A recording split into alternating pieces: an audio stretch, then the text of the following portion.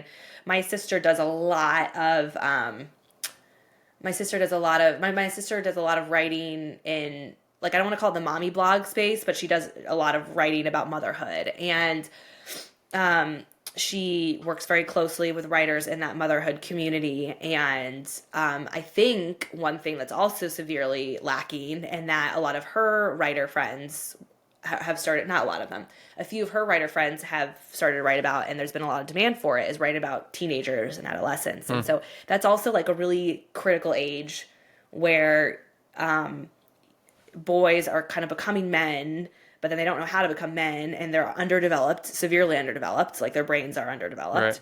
And so, like, how to ensure you kind of preserve and foster this sensitivity and goodness and love, and teach them empathy and communication when they're at this kind of critical Right. age. I don't know. That's just me, like, Yeah, well, actually, throwing out I'm there. gonna take I'm not an one expert. point on that before we get into how you came up with the villain, because Yeah. I don't want to forget that question for your book. Yeah. That, Yeah. Yeah. like, even your concept that you said underdeveloped, I'd like to challenge that, because I think Oh, okay. I think Please. in society it seems like we're using the benchmark for goodness for how girls develop.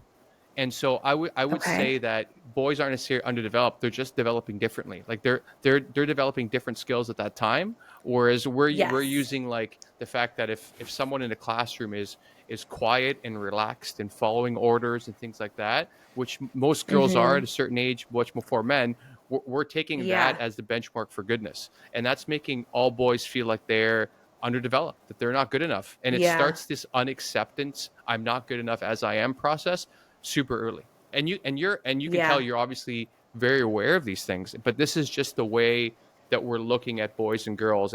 We're kind of, And if we have yeah, conditioned to think about yeah, it. so we have these schools that are mostly, women's are much more likely to be teachers than men, so we're going to treat all boys like they're not good enough because they're not girls, which is completely harmful to these Yeah. boys.